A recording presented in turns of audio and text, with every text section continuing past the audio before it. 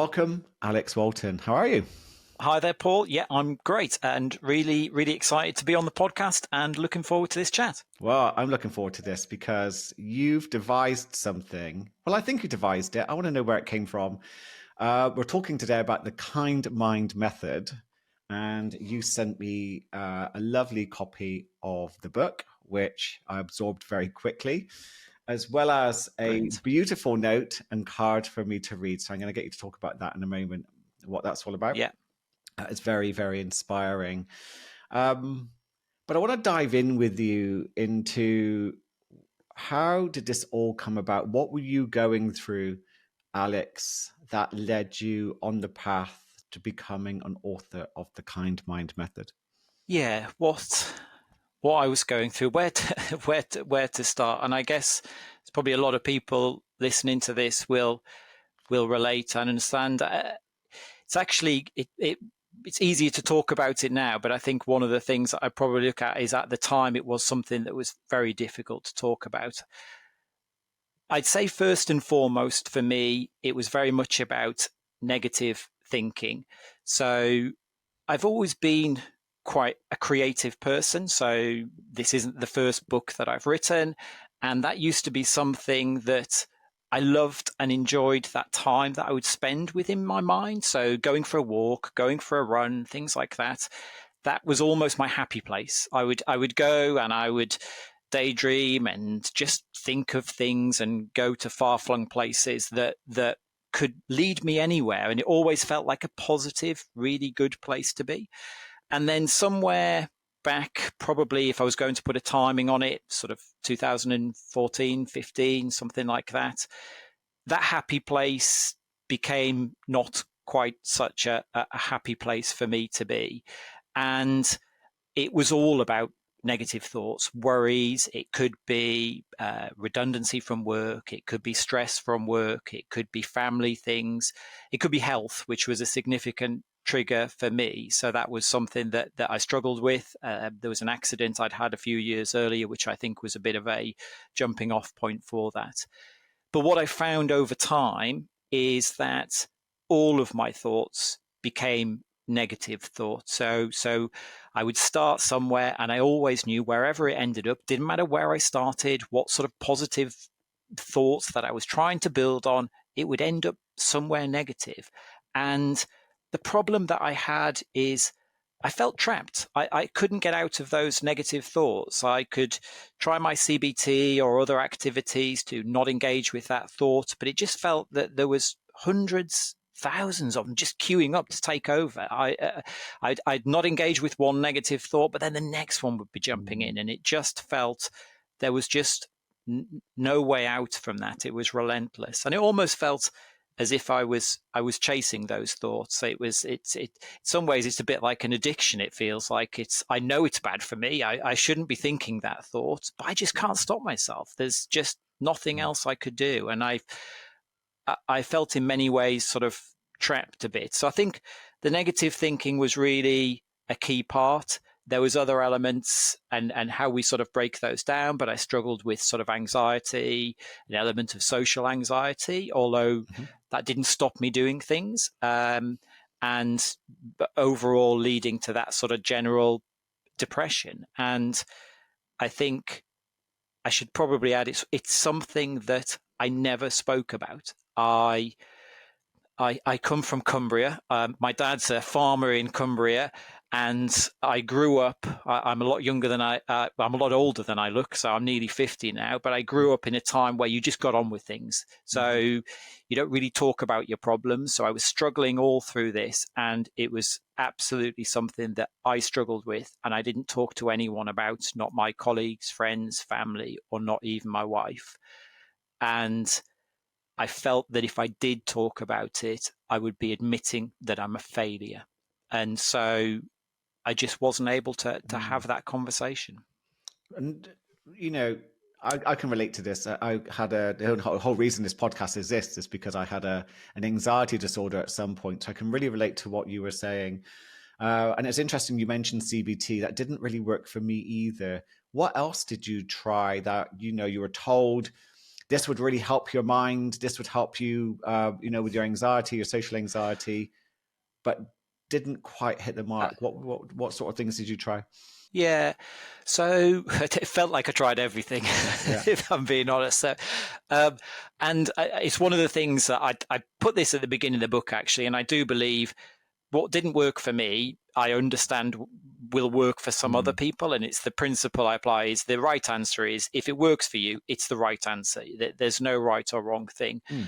CBT, in some respects, didn't necessarily work, but I also appreciate, I think it gave me some understanding that helped me get to a better place than I'm at now. So that understanding of sort of recognizing my thoughts and that side of things.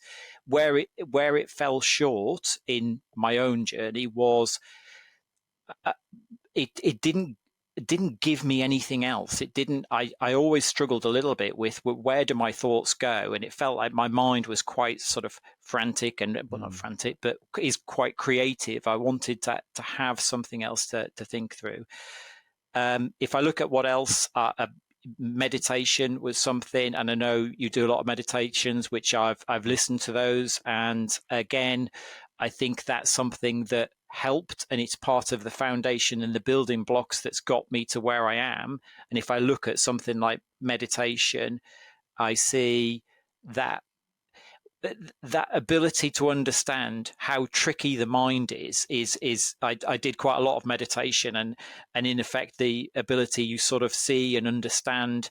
1 minute I'm breathing and thinking about the breaths, and the next minute I'm off somewhere completely Mm. different. It's like, Yeah. how on earth did I get there? And I think that's helped, but it wasn't the answer for me. So in Mm. essence, again, it was that it's helping build a picture for me, but it didn't answer the question. I was still struggling through, and I tried reading a number of other books and that side of things, but I think I tried sort of positive mantras, other elements, but I think probably CBT, meditation, mindfulness. So again, Mm. but I think that all ties into it, that principle about being in the moment and that side of it. Those were probably the key bits that I did try through that period. Mm. Yeah, no, it's the different things do work for different people. It's such anxiety is such an art. It's trying to work out what is the right thing for you. Um, what was the right thing for you? Where did it go? So I think that's where we get to the kind mind Yeah. method, probably. So really, well, I suppose that there's two elements is to how I got there, which I think is a separate story, which maybe come back to. So the answer came to me over the course of a weekend. It was as bewildering and surprising to me as it sounds. So I'd been suffering for sort of 5-6 years with my anxiety, depression, negative thinking. I had reached a point in my life where I had accepted my mental state. I think I'd given up, to be Okay. brutally honest. Yeah, I yeah. just felt this is me. I'm done. I'm this is what I have to live with for the rest of my life. And I also felt that there was a pressure building. I felt there was something's going to happen. I'm at that tipping, boiling point. I didn't know Mm. what it was. I thought the worst because I always thought the worst about everything. So I assumed maybe a breakdown, maybe some time off work, maybe having to admit to people around me that I was depressed because I still hadn't told anyone. Mm. And then I went away for a weekend to a friend's surprise 40th birthday party, which I was frankly dreading because, from a social anxiety Yeah, yeah. perspective, there's going to be about 30 people there. And over the course of that weekend, a thought process emerged in me, a super simple thought process that completely changed my life, that I started using from that weekend. It was January the 10th, 2020, just over 3 years ago now. I've Wow. used it every day since. It's essentially two simple questions that I ask myself, and I have literally asked myself those questions hundreds and thousands of times. And each and every time I ask them, it gives me a different possibility of where my thoughts could go to. The questions are very simple. And again, this is one of the things that I talk about with this thought process. But essentially, they are, how can I help them? How can I make them small? And I repeat those questions in my head over and over again. How can I help them? How can I make them small? How can I help them? How can I make them small? And it's transformed my thinking, utterly transformed my thinking. Do you know, there's so much I love about this. And when I picked up your book, and I and you know the questions are quite near the beginning, I was just like, God, this is very simple. But actually, reading into where it goes and what you've looked at, you know, why does this work? You know, why is this so powerful? Actually, there's a lot behind it, isn't there? So let's just look at those. Why those two questions? Where did those come from for you? I think I think that the first part is why I think they work, and then I'd like to sort of delve into Yeah. a little bit of some of the detail. But that first part, there's three elements for me. The three elements are kindness, simplicity, and choice. So what I mean by kindness, first of all, so there's so much data out there, and I've done a lot of research through writing the book. I've summarized that. I really didn't want it to be a sort of scientific journal, rightly or wrongly, Yep. but I've summarized that into there. And the principles of being kind is, it's recognized, there is a lot of data to support that there is a positive element for your mental health and well-being for the person who is doing kind activities, Yep. random acts of kindness. It is good for your mental well-being as well as for other people, and it's been proven and demonstrated. The challenge with that is for me to have the mental dexterity to take in different situations day by day and come up with something to be kind. It's very difficult to find some consistent way of leveraging that power. How can you use kindness to help your mental well-being? It's really difficult. You've got to think, okay, I'll do a random act of kindness. I was reading one the other day: buy a lottery ticket and leave one lying around. Great, makes you feel better. But what about the next day? What about when I'm at home alone and things like that? So those questions, first and foremost, they allow you to apply kindness and use that power in any situation. I'm sitting at home on my own. How can I help them? How can I make them smile? How can I help them? How can I? I've got a universe of positivity to explore. I can think about my friends, my family, my work colleagues, anyone, and I can daydream off and think of things to do. And I know that they will all be positive, kind actions. How can I help them? How can I make them smile? Consistent questions that will always end up with some positive results. It is allowing you to leverage the power of kindness to help your mental well-being. It's not just when I'm on my own, when I'm with other people. So when there's people around me, how can I help them? How can I make them smile? I'm looking at them. Again, it's different outcomes every time I ask the questions. If I'm on my own, I can think of anyone. If I'm with people, I can look at those people. I could ask those questions 1,000 times in one day and have 1,000 different answers or 1,000 different thoughts, but they'll all be kind. So that's kindness. Yep. The second part, simplicity. You said it yourself. It's simple. There's no things to remember, things to do. I had one of the feedback that I had from somebody who's talking about the way that I talked about my mental health was very much the same as how he felt. And the thing he appreciated is the simplicity of this. You don't need to remember anything. You just ask yourself 2 questions that you can memorize in seconds. I should add, I think people should still buy the book because there's a lot of additional context in there. But hey, if you get something from just listening to this, that's what it's all about. And then the third bit, kindness, simplicity, choice. And I can't stress how much and how important that choice is. And this ties a little bit into the CBT piece. This isn't about stopping you having negative thoughts or obliterating them in many ways. What I've come to understand is there's a choice. I always have that choice. I can choose to carry on with my negative thoughts, but this gives me a better choice. So I ask those questions. How can I help them? How can I make them smile? And I've got my negative thoughts there. I can always choose to embrace them, but I now have a true and honest choice, a different place that my thoughts can go to, a better place.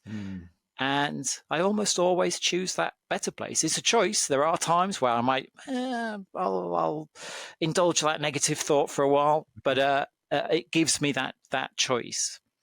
So I think those 3 bits, why it works: kindness, simplicity, and choice. And I should add, there's probably one other point around this, and it's something that when I've spoken to, I think mainly people that are in my social circle that maybe don't struggle with their mental health, the first thing that they turn to is the outcome of doing good deeds. And I think there's quite a few people I spoke to sort of thought, oh, that's a great thing, or you're doing good, or you're helping people and you're making them smile. The thought process is 100% the outcome, not about helping people or making them smile. And that sounds ridiculously counterintuitive. I understand that. Yeah. But the principle here is a thought process to help me. And it sounds a bit selfish, but that's what this is all about. The outcome, the purpose of these 2 questions is purely, simply about giving me a different and better thought to engage with. All the rest, helping people, making them smile, which will happen. So many things I've done in the last 3 years never would have happened without these questions. They will happen, absolutely, but they're not the outcome. And just a quick example in that, and I use this in the book, but standing in the supermarket, I've got 2 minutes, I'm in a queue, and typically that's a time where I'd have some negative thoughts. I'd worry about something, maybe get frustrated at the person that's dithering at the front of the queue. Instead, now I ask my questions. So how can I help them? How can I make them smile? How can I help them? How can I make them smile? I am snapped into the moment. I step into the moment and I look around the people. They're all strangers. I don't know any of them, but I'm thinking, how can I help them? How can I make them smile? It's difficult because I don't know them, and how can I help them? But I'm engaging, I'm thinking. I look at the shop attendant. I think, okay, I'll ask her a quick question about whether she's having a good day, for example. And I stand there, I repeat the questions. I've got that. I get to the front. Things are taking a little bit longer than expected. I decide not to ask that question. And I walk out the door. If I have tied the outcome of these questions to doing a good deed and helping people and making them smile, I walk out the door and I think that I've failed. I think negative thoughts. It's all immediately I'm thinking, I didn't speak to, I was going to, I'm rubbish. I'm just didn't make that extra step. Now, if I've linked the purpose of this and the outcome to me not having negative thoughts and thinking positive thoughts, I walk out the door and I jump up and down for joy. I've just spent the last 2 minutes absolutely 100% in the moment, looking at the world around me, seeing the people around me. That is not failure. That is 100% success. Sounds powerful. And that is what this is all about. Yeah. And I think, had I have reached out and spoken to that person, that helps. All of those positive actions you do will embed the thought process even more. But you should never see that as failure if you don't action it. Yeah, I love what you just said. I just want to go back to something you mentioned. You've got, the kindness part, you've got the simplicity part, but choice has always fascinated me. And Steve Magnus talks about this in the book, Do the Hard Things, about the neuroscience of choice. And when we feel we don't have a choice, your limbic system, your survival center really can be quite dominant. But when you have a choice and when you begin to work on that choice, you begin to really activate your prefrontal cortex. So those questions, how can I help them? How can I make them smile? That element of choice is going to really help to quieten down the parts of the brain responsible for anxieties. That's why I really like the question side of things. And I love how you really tie it to not the outcome. You're focusing on the thought process, bringing you into the present moment. Otherwise, you're right. Yeah. If you tie your self esteem or how you feel into the outcome, then that you could be sorely disappointed. But the fact that it's a No, choice, 100%. yeah, makes a big difference. I think that's such an important point. And I think when I ask the questions, as I mentioned earlier, I do think choice, it's been probably the biggest thing. It feels like a safe space I can go to. I've now got something else, somewhere else that I can go, somewhere consistent in my mind. So whenever I have those negative thoughts, I know there's somewhere else I can go. I don't have to think this. Where before there Mm. was nowhere. I was stuck in that. It's kind Yeah. of okay that this is all I've got. And I think when I ask those questions, I often find what it helps me do as well is understand that other original thought is negative, because for many years and in many ways, I used to have so many of these negative thoughts that I almost didn't really recognize or understand as being negative. So Mm. I mentioned health as a bit of a trigger for me. So spending 12 hours solid Googling brain tumors, in my own mind, I would put down as research, where the reality is actually, if I've got a headache, there is a decision to make about whether I go to the doctors or not. Yeah. Spending hours and hours worrying about whether it's a brain tumor is not a good thing to do. But at the Mm. time, I wouldn't see that in many ways. I would almost be telling myself, "Hey, I'm doing some research," or it's not worry. It's I'm doing an activity to help myself. And I think now what I see when I ask those questions, I can see my original negative thought and I see the questions and I can look at the two and go, hey, hang on a minute. I've got this thought. I've got a headache or a health worry.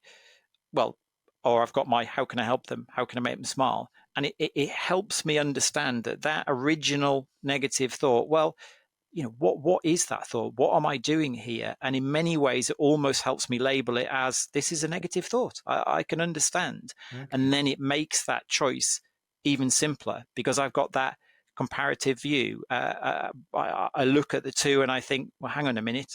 Of course, I'm going to make that option. Yeah, yeah. Just talk me through that a little bit just to get some clarification. Let's go with the example I think a lot of people can relate to, Googling your symptoms.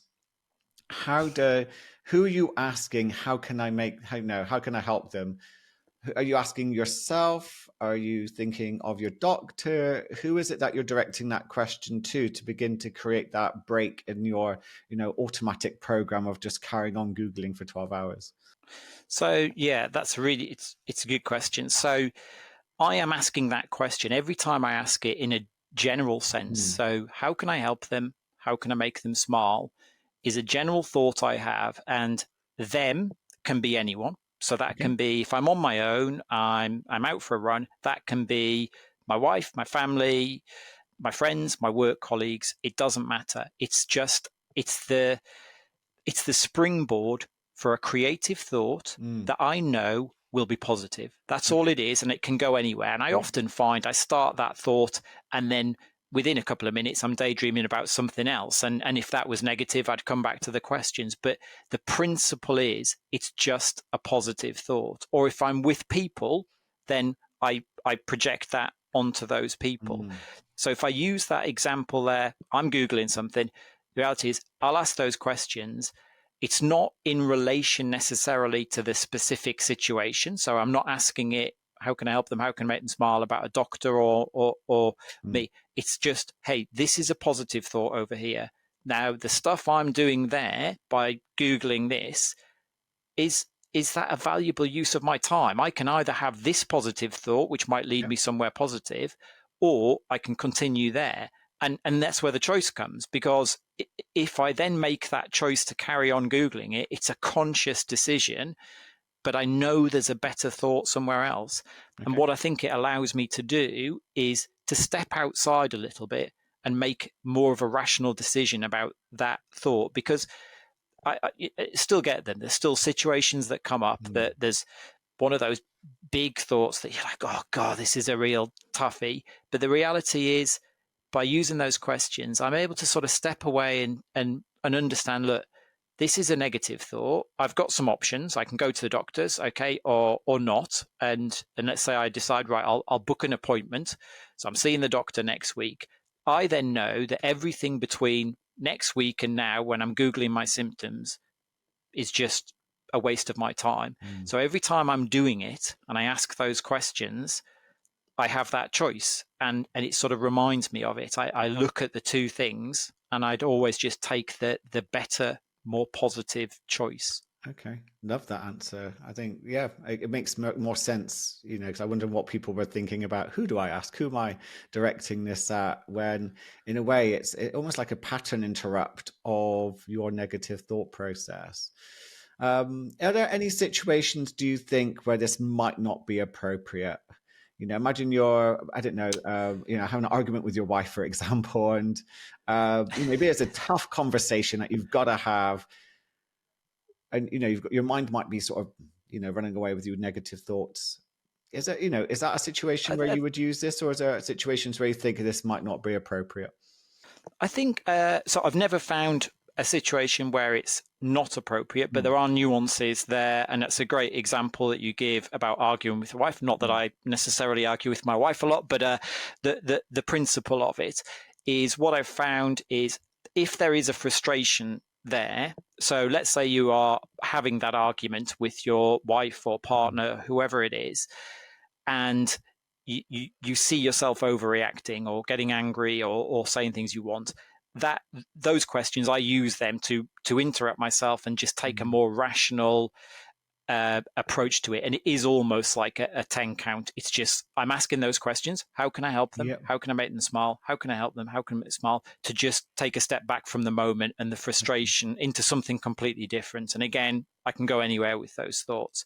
But the one thing I've always found is, I can't then put those thoughts back onto the person that I have that frustration with. So let's say if I have had an argument with my wife, I might take a mental step back and go, how can I help them? How can I make them smile? And I'll think of my children, and I'll start thinking of some things that I can just do. And conversation doesn't really matter what it is. And I'm stepping out of that moment. If I focused back into the situation and the person where my frustrations are, that's the thing where I've found that doesn't quite work for me, because you've got that original frustration, whatever it might be, valid or not valid, to then look at them and say, how can I help them? How can I make them smile? I think it's the only situation where I found that doesn't quite work. So I always have to step out and into sort of focusing on my children or something. Yeah. And No. I should add, it's just on that point there, and one of the bits I talk about is the one element that I find quite easy to turn to this, so almost what I call my sort of anchor point, is wherever I am, when I ask those questions, one of the easiest and most simple visualizations for me is my family. So it's not always the people that I think about when I ask those questions, and if I'm with other people and things like that, it can be very different. But quite often, my sort of default when I think, how can I help them? How can I make them smile? If I'm out for a run, I'm just thinking about something, I might think of my children, or I might think of my wife. And so many micro moments in my life have been created by just thinking those thoughts and coming back, and can just be a conversation. It can be as simple as brushing my teeth with my wife next to me, and instead of being inside of my heads, I just stand, how can I help them? How can I make them smile? How can I help them? How can I make them smile? How was your day today, Claire? Just as simple as that. Yeah. And that's enough. That's a win right there. Yeah. Do you ever do this for your future self? Do you ever think, how can I make my future self smile? How can I make my future self, how can I help them? It's a good thing. I was just wondering about that. That would be a good way to invest in a future you. because the questions themselves, if you, and actually I'd like you just to lead on with this if you can, why is it important to ask a question? Because I think, if we just tie it to your future self for a moment, if you can. Yeah. So I think from a future self, I think there's two sides. I have asked those questions. How can I help them? How can I make them smile?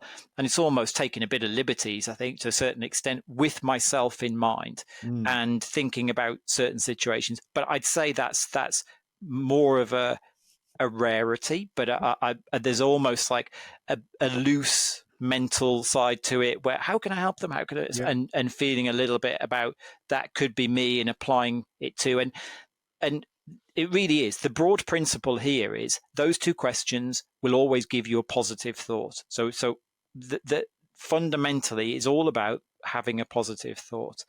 I would also say the second part of that is if I look at myself and my career and what I want to do, and just more broadly, is this has opened up a whole new world for me in understanding how actually helping other people, making them smile, has genuinely, it is such a positive, empowering thing. Yeah. And I haven't gone out and done huge, great sort of activities, just even the small things, and just being so much more aware by asking these questions has helped me beyond measure. And Mm.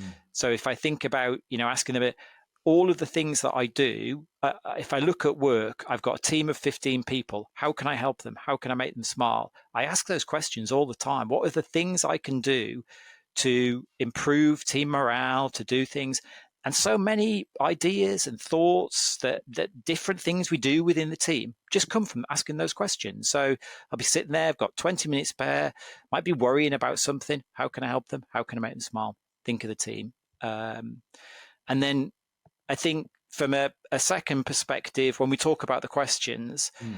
this is something again that I think when we talk about different ways of managing mental health, one of the things that there's mantras. So that sort of asking yourself or repeating to yourself, I'm the best, I'm great, or whatever it might be. And I always felt for me, those positive mantras a little bit, whilst I was struggling with my mental health, were not something that I necessarily leaned into because I always felt a little bit they didn't give me anything. So Mm. I might repeat that and I can repeat it over and over again. And for that brief window of time, actually, yes, that might stop you worrying about something while you're saying those words.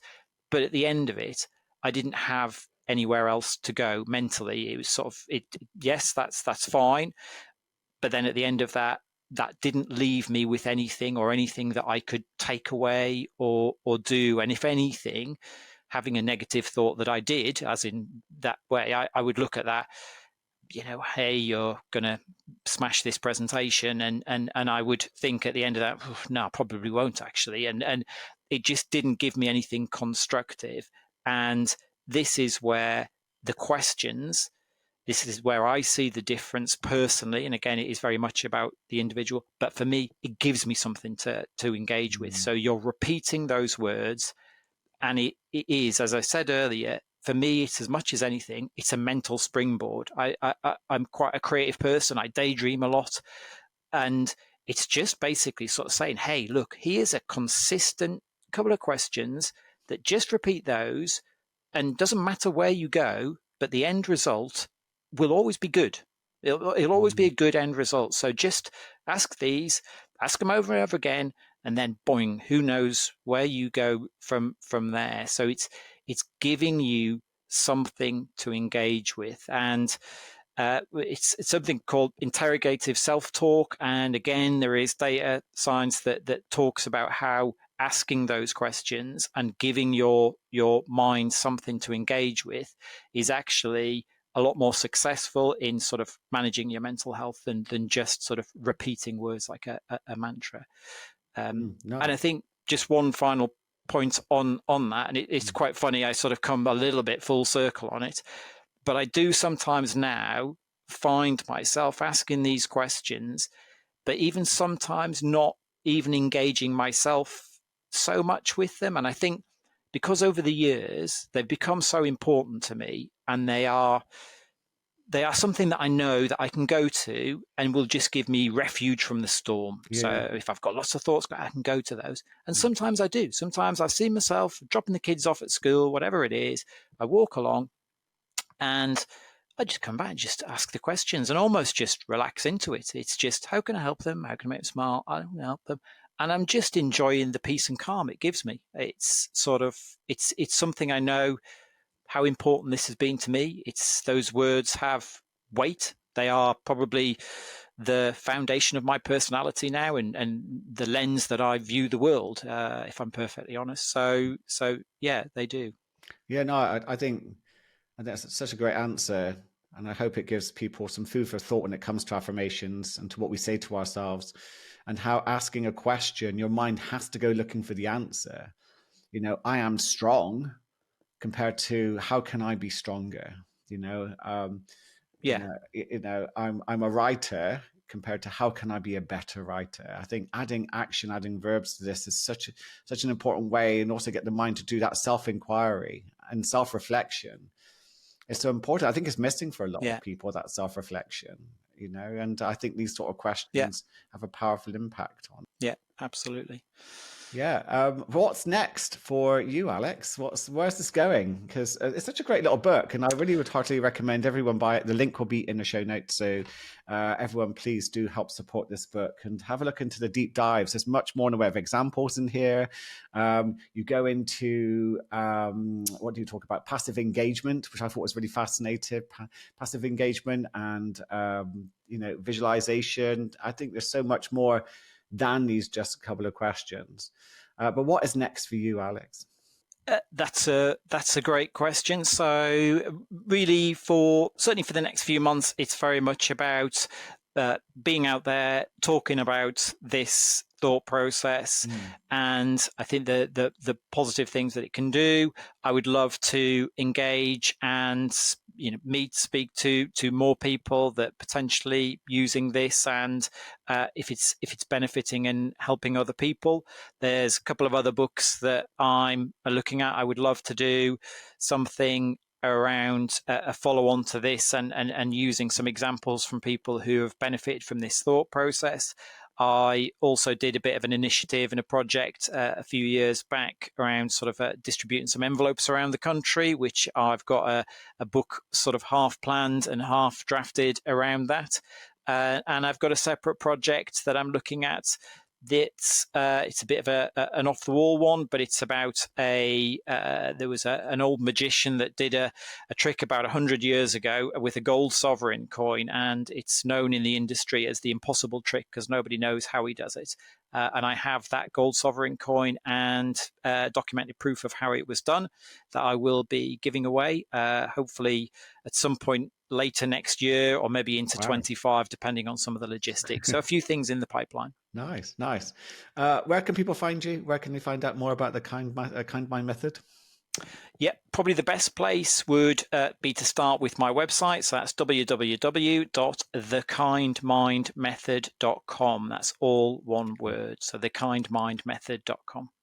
Alex, it's been a pleasure talking to you. Good luck with your book. It deserves huge success. And do you know what? We really do need more kindness in the world right now. And I think because again, kindness comes from evidence, doesn't it? And action. We get a real good sense of identity upgrade if we are doing something for other people, not something just to think about. So we could do with more kindness in the world, I believe. I really do. Absolutely. Yeah, no, brilliant. Thank you very much for the time, Paul. It's been great to chat to you. Really appreciate it. You're welcome. And to all listeners, thank you very much for listening to myself and Alex Walton. Please, again, do check out his book. The link will be in the show notes. And I'll look forward to connecting with you in the very next episode. Have a wonderful day.